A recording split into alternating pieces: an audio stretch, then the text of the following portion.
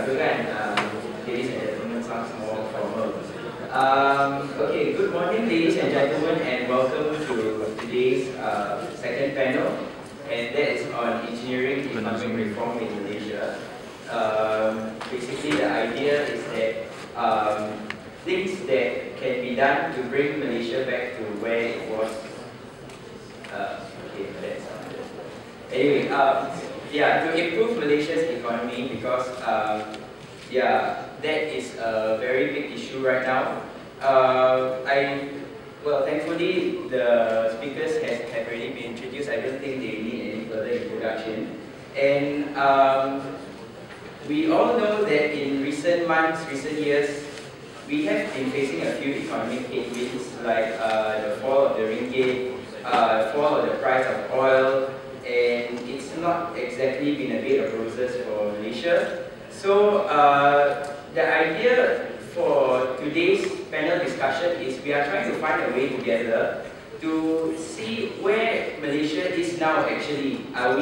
What position are we in economically speaking, and how we can repair our economy, so to speak, and to bring it to the ideal of Vision 2020, which is a high-income nation, where average pay for each person should be 15,000 USD, if I remember correctly.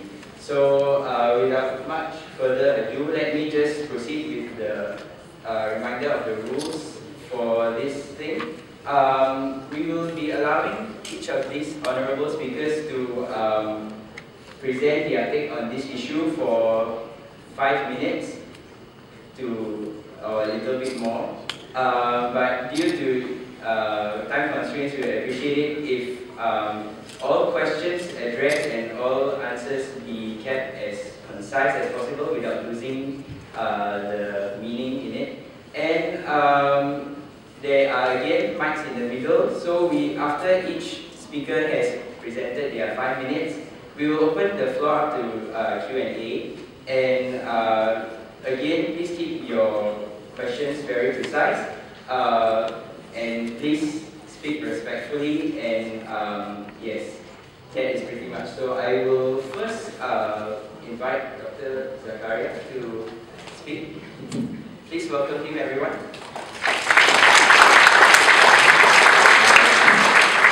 Thank you very much,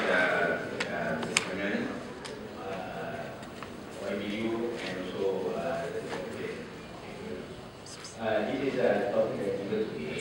I need to stand up because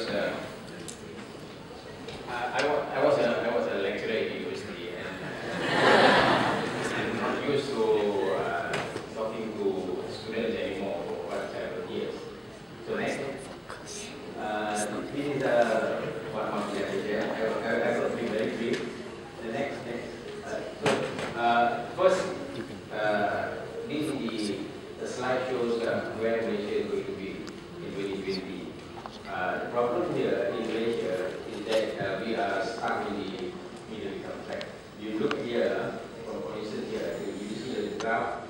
Malaysia in 1970 is about the same starting point with the Republic of Korea, slightly lower than Taiwan. But you look here the gap in the 1970s and 2008.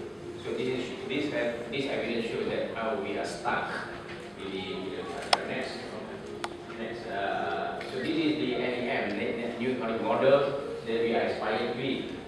Actually, this model is not peculiar to Malaysia. In fact, this model is copied from World Bank, from IMF.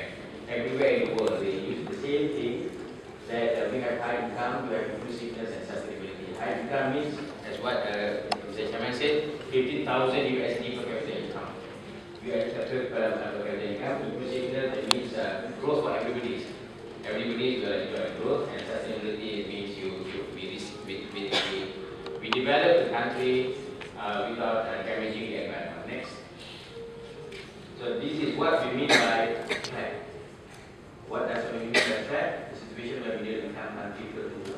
That's what the graph shows. And then it will occur where the growing economy is not only unable to compete. So therefore, we always talk many times about competitiveness. But this word competitiveness has been most of the time misunderstood. Competitiveness. Okay, next. These are the factors, 9 factors, more or less explain why we attract. Absence of private investment, price control, subsidies, difficulty of doing business, low value added, low skill. I got to be very brief in this. Perhaps you want to get more deliberation on this.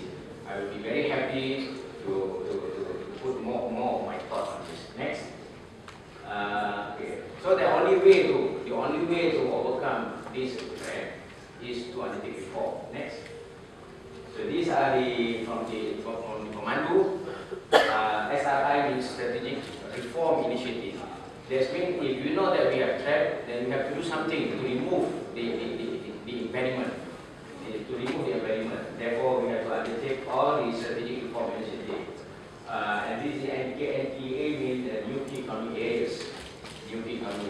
But SRI is a very sensitive issue. Normally, see, when we are facing a problem, so when we want to remove the impediments, there is always resistance because we have been living in this kind of a life quite complacently for many years. We are complacent to this. So to remove certain things that we used to do is quite painful. So remember that reform will come along with some pain. So this is an area of political economy. I think YPU and also will be able to join me in explaining the resistance of SRI strategic reform initiative. Next, challenging where we are now. So I will focus on certain things because the time constraint. I cannot talk on all the reform initiatives that the government is intending to do. So for instance, GST is one of them. Minimum wage is another. But for instance, the cost of living, the current problem of a rising cost of living is a symptom of the impediment or the weaknesses of the structure of the economy is still there. Next. So for instance, I just take another one for example, minimum wage policy. Okay, next. So these are the slide shows that we actually already have a minimum wage policy, but only targeted to certain occupation. You see, Wage Council Act 1947. But the difference of a minimum wage policy that we are having right now is a nationwide. It's a nationwide minimum wage policy, and so that means all occupations, all sectors of the economy, all regions, Peninsula Malaysia, Sabah and Sarawak, will be subjected to minimum wage policy. There is a lot of resistance to minimum wage policy when it was first implemented in January 2013. But now we are in the process of revising it. Next. So why we need minimum wage policy? First, I want to explain to you this is Malaysia. Malaysia is where it is now, 33.6% compensation employee to GDP ratio. That means if we produce certain things, we produce values, only 30% goes to labor, and that means only another 67% goes to capitalists, the owner of the capital. If you look at some other developed countries, the ratio is about 40 over 55%. So if we want to aspire, we aspire to be what you call high income economy, we have to correct this from 33% to maybe 40. According to the budget, last budget, previous budget, we aim to be at 40% by year 2020. But actually, every year when we were going to increase 1% or 1.5%, it's very painful. It's very painful because, as I said just now, the resistance from a certain group of people. Next, rising costs. Next, the rising costs. Rising costs actually, as I said, I mentioned earlier on, is a symptom of the problem. This is the one of the hadiths narrated by Abu Dawud about actually income. Actually, income is an expenditure of some other tools. When you spend money, you get an income to the receiver of the, to the owner of the factory production. So it's quite difficult. It's quite difficult to solve this problem because if you control the price, you make one group of people happy, but you will make other group of people worse off. So we have to be very careful on this. This is a household balance sheet. The expenditure, the income, you see here. Now Malaysia, you know, we have this morning discussion that Malaysia is now having high household debts because we spend more than we income. Malaysia household debt is about 89%. It's among the highest in the region. Next. Okay, I've got to it. Yeah. Good. Next. Next. Next. Okay, this is the why, because of change in taste, price increases. Next. Okay, that's all.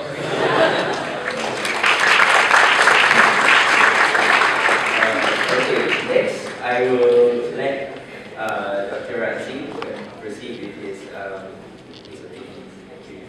Thank you, Daniel. Prof. Zakaria, Dr. Saifuddin, Babidiu, distinguished guests, and my fellow Malaysians. I'm so lucky that Prof already covered most of the heartbeat of what the kind of economic and everything. Okay, so I'm going to go on the soft bit of it. Alright? Now, when Ustaz Ziyadi called me last week to be one of the panel for this session, I asked him if no one else going to be in the political bit put me there. But he said no. They already got 3 then. Okay, so I said okay, that's fine. So just to give you a bit of context, okay? I'm in accounting and finance, alright? But my research area is basically crossing between accounting, finance, political economy, and social psychology as well. So kind of jack of all trades, okay? So don't cover the time yet, yeah? When YB Chinton said just now that, I just want to add something, right? Race is not biological, okay? When YB Chinton said race is not biological, I beg to differ with that because that's part of my research area, race and social interaction and so on, okay? So if you read through, there are a lot of books that are talking about race and biological aspects of it, okay? So one of the articles, if you read last year, I remember I read it in Wall Street Journal, the article titled, "Race has a biological basis, but racism does not." Okay? So, and the book by Nicholas Wade talk about that kind of issue. So just because it's too simplistic to say that race has no biological component. Okay? So that's just on that one. So that's why I said, I just said, okay, now, let's go back into economy, alright? Prof. Zakaria talked about the challenges, okay? From the political economy perspective, I just want to talk about 3 points. Okay, so the challenges from 3 different perspectives. Alright? The first one is, in order to implement, we know that the government is basically pushing Malaysia to become high income nation by 2020, so that the income per capita will be 15,000 US, right? Now, that's the policy, economic transformation program. Okay, bringing Malaysia into our high income nation. Now, it looks easy, right? It looks easy. But when you look at this implementation of it, how to get there is not as easy as we thought. Okay? So I want to look at the challenges from different perspectives. The first one, whenever you come up with a policy, it is not easy to ensure that both the government and also the rakyat on the same page. Okay? To make sure any policy successfully implemented, the rakyat and the government must always be on the same page, right? So if they are on different paragraphs, still okay, right? The rakyat is on different paragraph, the government is on different paragraph, but they're still on the same page. That's fine, okay? Or even they are on different page, but in the same book. That's fine. Okay? The hardest thing is when the rakyat and the people are in different books. Okay? The government has clear direction where, or the policymakers has clear direction where the country is gone, but the rakyat may not have the same sense of the same direction. Okay? Take for example, when the government said we want to be a high-income nation by 2020, so that the average, the GDP per capita is $50,000. Okay? Now, how many of you think that the government is really serious about this? How many of you think that the government is really serious about this? Anyone? Just one? Two? Three? Okay. Now, how many of you think that the government is just talking, you know, the government is not realistic, put it in a nice way, alright? Yeah. How many say many more do you think that it's not realistic, right? How many of you just don't care? Yeah? So you see the variation. You see the variation. Okay. I'm moderator, I abstain. Sorry? I'm moderator, so I have to abstain. Now, okay, so now, if you look at that, Professor Zakaria explained that we are trapped in the middle income. Okay, middle income trap. We start there. Okay, South Korea just move forward, Taiwan move you know, just far leaving us behind. Okay, so the government understand this. The government understand this, all right, and they have to do something. Okay, so they realize this, and they say, okay, we want Malaysia to be a high-income economy by 2020 or a bit later. Okay, but this thing, basically, at the ground, on the ground, rakyat don't really get.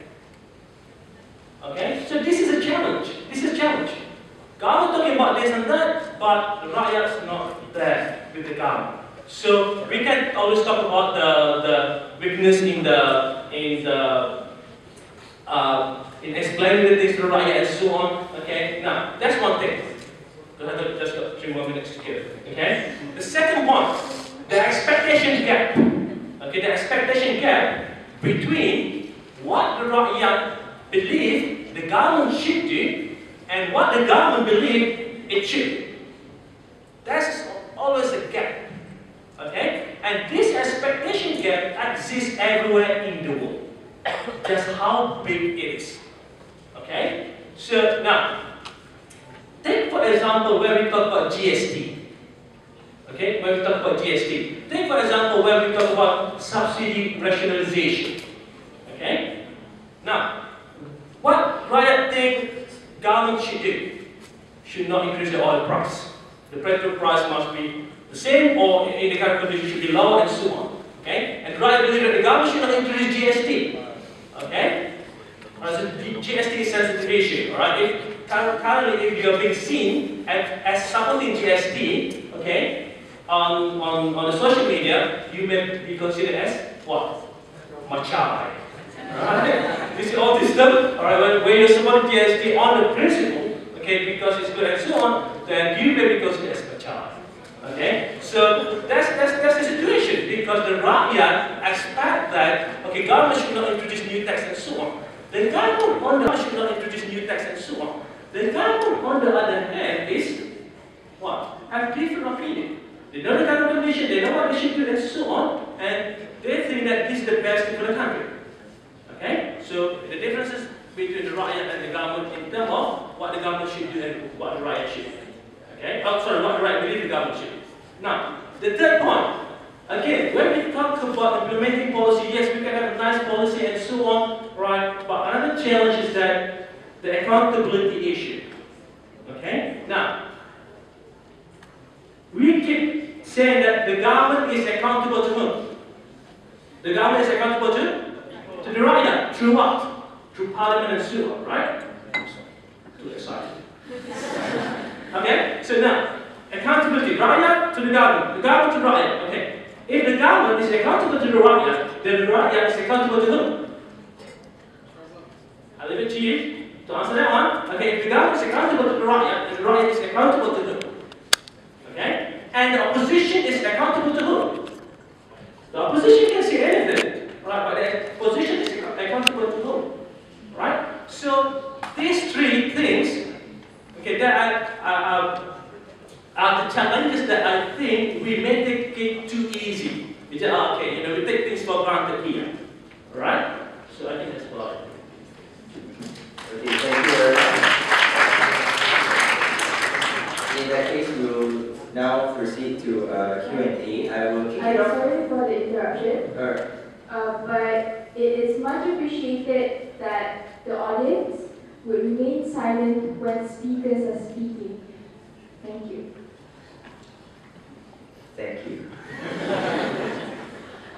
Okay, I would like to kick it off with a question to both, picking up on what Dr. Razzi said about the rakyat and the government not being on the same page. I mean, if you are talking about GST or say minimum wage, we are not just talking about not being in the same book. It's like the rakyat are at volume 1 and the government is like at volume 52 or something.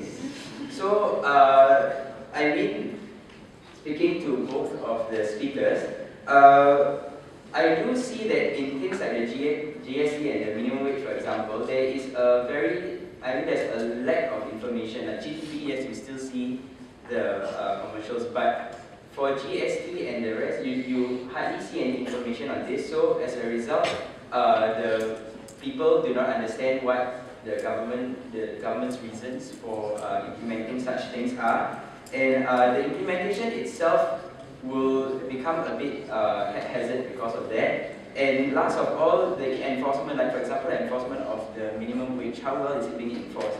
And the recent, the recent things we've been hearing about the enforcement of the GST, where, for example, even my mom going to buy dosai or something from the Indian shop, kena GST also.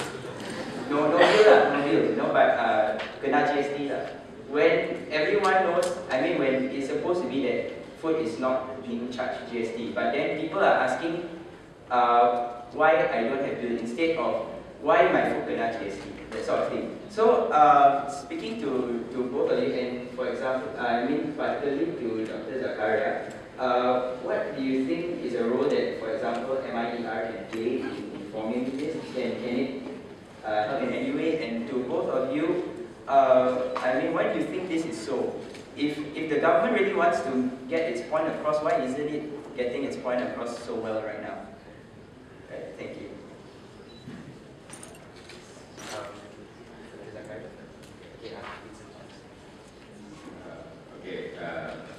I think this is very important and relevant questions. Dr. Razzi has mentioned about the gap between government and the rakyat. First of all, to the economists, we are not politicians. To the economists, it's rather difficult to explain this, because who is the rakyat? Who is the rakyat? Because the rakyat here, to the economists, to us, we think that the rakyat is also comprises two groups, consumer as well as businesses. So who are going to serve? So we have to serve both for the betterment of the society. And when we want to achieve this, the role of politician is very important. So, but very sad to say that as what the first panel just now, in the first panel session, we have said our society is very polarized, and the oppositions and also the ruling party doesn't think Malaysia to improve the living standards of the people, but they rather play with politics. And this, when you play a lot with the politics, you are damaging the economy. So, for instance, both whether the GST or minimum wage, the first thing that is most important that this policy has to get some kind of buy-in by the people. Here, what I mean by people, by the household sector as well as by the businesses. Whether we should agree first that policy is a good policy. I've listed just now on about 9 tracking factors.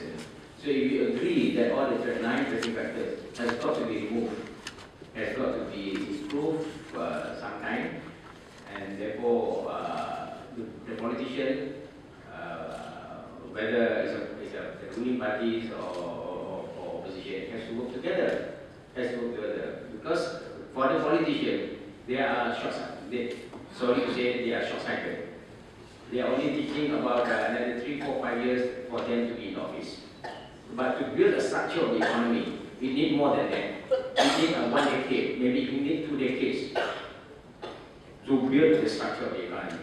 But the politician will easily damage them, demolish them within a few months.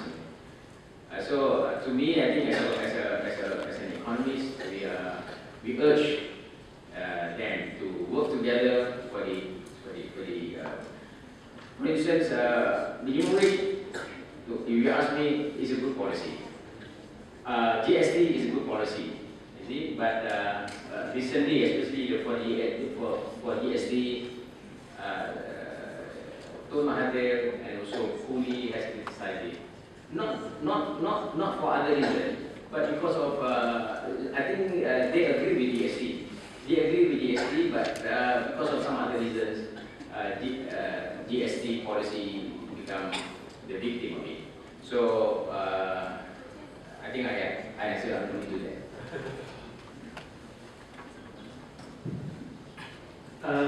You see, if you listen to an economist speaking, then you know what's the core behind it, right? So, as Prof said, GST is a good thing. You ask any economist, they're going to say GST is a good thing, okay? But the implementation is different. The message, whether the right message or not, is different. That's not what the economist is doing. The economist is like, what is a good thing for the country? Okay, it's clear that GST is a good thing, right? But again, the message, the right basically not getting the right message, okay? And I like the comments from Tan Sri Rafida Aziz when she said that when we talk about GST, right? The thing that GST got GST basically the rate is 6%, okay? There are 0 rated items. Okay, 0 rated item is what? 6 instead of 6 is 0. Okay? So an accepted item is different, so that they cannot claim equal credit and so on, right? But the thing is, you keep using the term 0 rated item here and there, and orang kampung, you go to kampung, actually this is 0 rated item. Do you even understand it? Okay, the delivery of the message is, for me, is not that effective. The same thing with subsidy rationalization. You ask economists, you say, okay, yes, subsidy is basically a misallocation of resources. Okay, subsidy should be abolished, right? It's clear, right?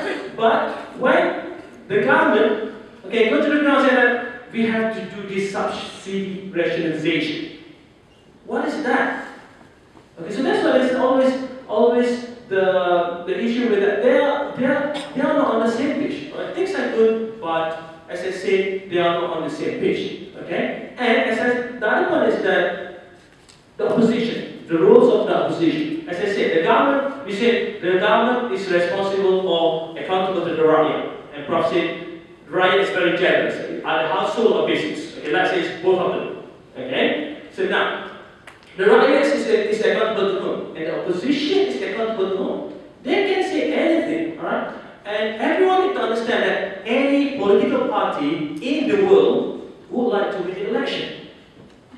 Okay, so when you go to the election, you want to win the election. So you would do whatever you need to do in order to win the election. You remember carbon tax in Australia? You remember carbon tax? Before the election, what do you say before the election? No carbon tax. What happened after the election? There's carbon tax or not? Yes. In Australia, nothing to do with our here. Okay, what I'm saying is that every political party will do whatever they think they should be in order to win the election. So that's why Prof said, if the things is good good for the country, both the opposition and the ruling party must sit together and say, okay, we agree on principle on these things. Okay? That's it. And we will now be taking questions from the floor. So whoever has questions, please do line up at the mic.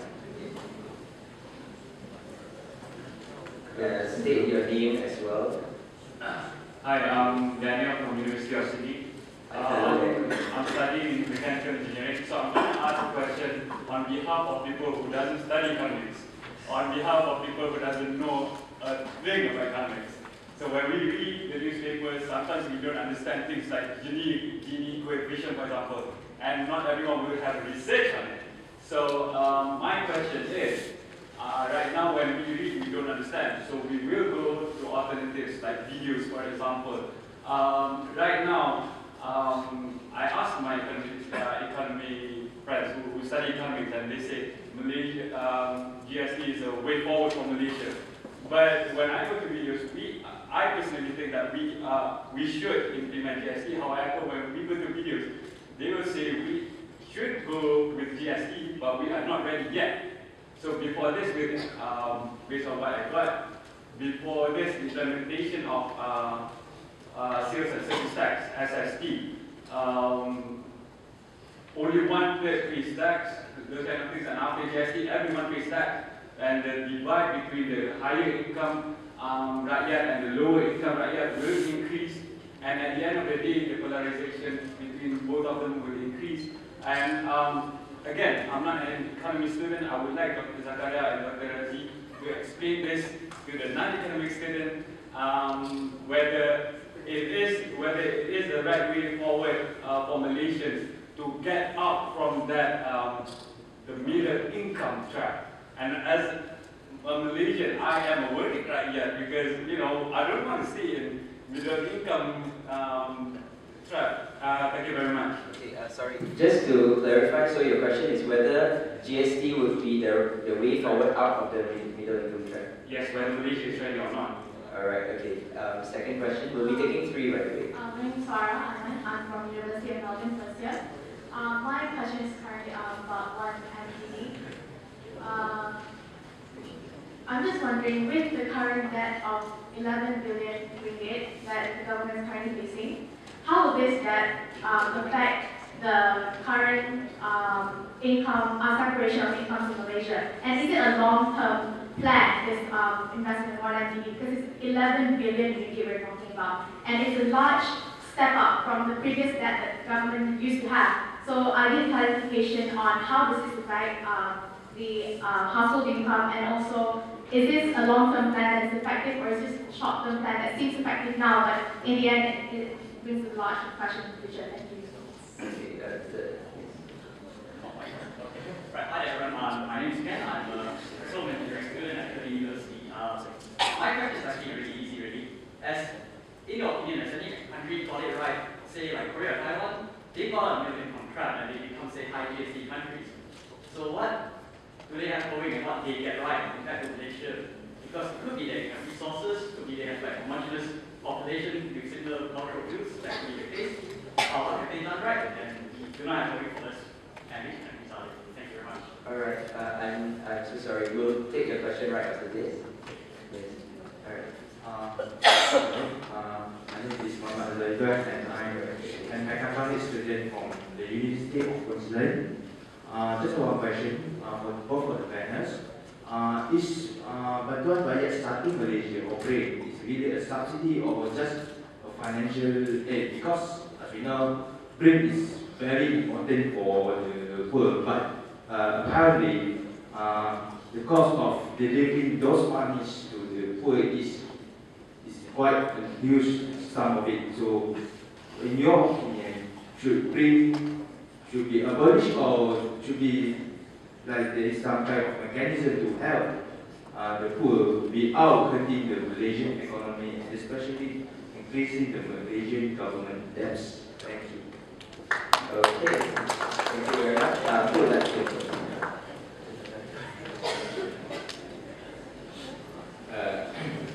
Thank you for the 4 questions. You see, when you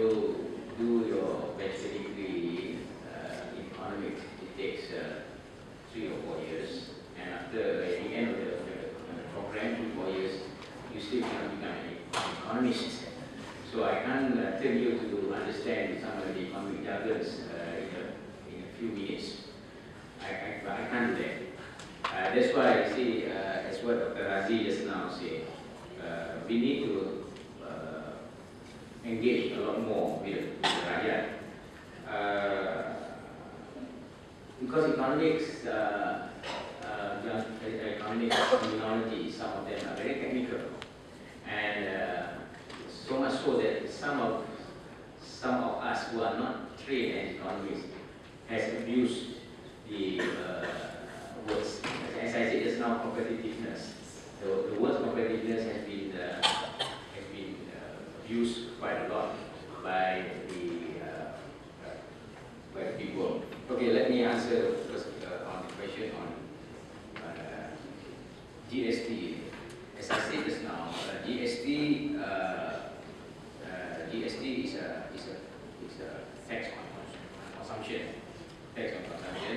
We have members of parliament here, YPU, who will be more well versed than me, because they debate this in the parliament. It's a consumption tax. GST is a consumption tax. There are three categories: the zero rated, standard rated, and also what you call exemptions. And that's why I said it's quite difficult to explain to you all these elements. But for zero rated, those who are zero rated items, they are not taxed, but the sellers can claim on the tax levy for input. So I say it's very difficult to explain that. It's very difficult. But for standard rated, item will be taxed and also can be claimed. But for exemptions, you can't make claim at all. I mean, businesses cannot be claimed at all. So, but on the whole, I think GST is a good instrument, and it's a way forward. Yes, it's a way forward. As I listed just now, if we want to undertake reform, we have to do GST. We have to implement GST. Why GST? Of course, why will you understand it very well that our problem is the problem of fiscal deficit. So we want to broaden the indirect tax base. Right now, most of our tax collected from indirect tax, from the income tax. So we want to broaden it. SST or sales and service tax covered only minimum items in our shoppers list, and therefore we need to implement GST. And because GST has a built-in mechanism that will make the economy more efficient. So I said it's quite difficult for me to explain this. Another one is the Gini coefficient. Gini coefficient is actually is an indicator to measure the income and wealth distribution. Right now, our Gini coefficient in Malaysia is among the worst in the region. So I do not know. This is what we should do. That we should improve our income distribution. Even among ASEAN countries, we are among the worst. And just now we talked a lot about political polarization, as well as now Gini coefficient also will show economic polarization. That's why economy baru is trying to address this.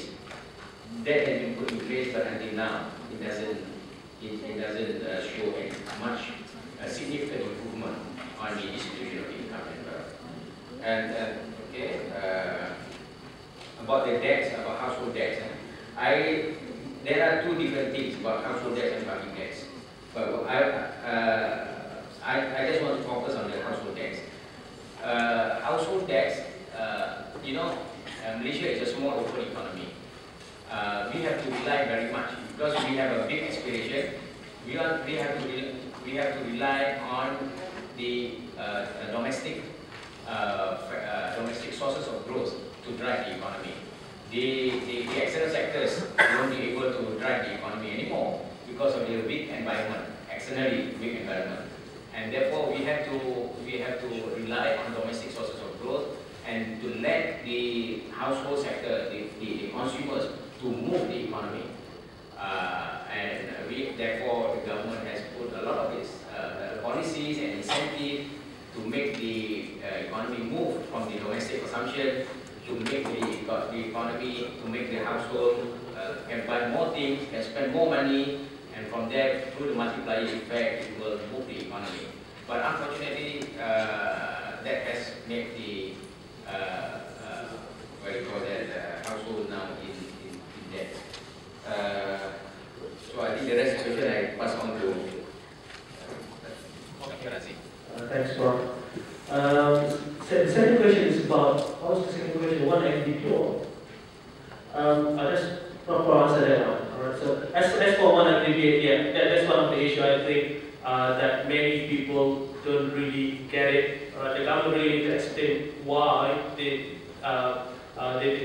or why the government need to create one MDP. So that's one of the questions until now. There are answers here and there, but it's not clear. I was talking to Johan and someone else just now, okay, and I said, for me as well, it's easy. It's just for the government to convince the people that yes, we really need it, okay. So if we really need it, how many billions you use it wisely, that's one, okay. But at this stage, it's not that clear, all right. So and that's some of the issues that Dr. Mahan mentioned as well, okay. With regard to Korea, what Korea get it right? Okay, if I get it right now, at one time, when we are in a low-income economy, okay, everyone is going for FDI, all right? The foreign companies come to the country, set up manufacturing facilities, manufacture this and that, and so on, and then send it back to other more developed countries and so on. Okay, so that was when we are studying as a low-income economy. It's cheap labor, cheap resources, and so on. Okay, so but this is not sustainable, right? When there are new competition coming in from China, from Thailand, from Vietnam, and so on, then these manufacturers will go to their countries and so on. Okay, so then we start with that one. We move to the middle-income economy. We start to manufacture semiconductor, computer components, and so on. Right. Now, we focus too much on that one, okay? While we are focusing on that one, South Korea has been working on developing its own product, okay? So that's one thing with South Korea. When we keep manufacturing stuff, they start to think, all right, we want to come up with our own brand. Long in the 1980s, they start to take this approach. So that's why you see that the Kia, the Hyundai, and so on, Daewoo and so on, at the beginning, it's not that good, right? But they start to work on it, okay? And the LG, Samsung, and so on come from that kind of approach. But we in Malaysia at that time still working on, yes, there's new manufacturer coming to Malaysia, yes, FDI, open new plant, open new factory, and so on. Okay, that's one of the things. They start to be creative and innovative at the beginning. Okay, so if you look at that time, we've got Proton. Okay, and Proton was basically using Mitsubishi models until they come up with Voyager. That's the first step when Proton get into R&D, try to be innovative, try to be creative, and so on. Okay, so we are at that point. Okay, from there, then South Korea basically move forward. Okay, so the last one, I just got 1 minute. Whether BRIC is good or not. Okay, if you look in Australia, you have this financial assistance. Okay, if you look in Australia, they give assistance to low-income family and so on. Okay, so I think the idea of BRIC is good, but it could be more targeted. Okay, so instead of one household, $900 or whatever, it could be more targeted, like depending on how many children and so on. So that it's kind of assistance. Okay, so whether it's good or not, that's part of the allocation of resources to different group in the economy. Okay, so the poor people get assistance and so on. Right? So I think that's about it. Thank you very much, and most unfortunately we have run out of time. Before we proceed, please put your hands together for our wonderful speakers.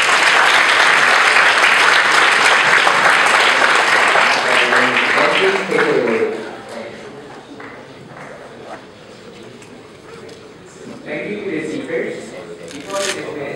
I would like to call upon Mr. Kaki Arun, the Deputy Project Director of the MASA Conference,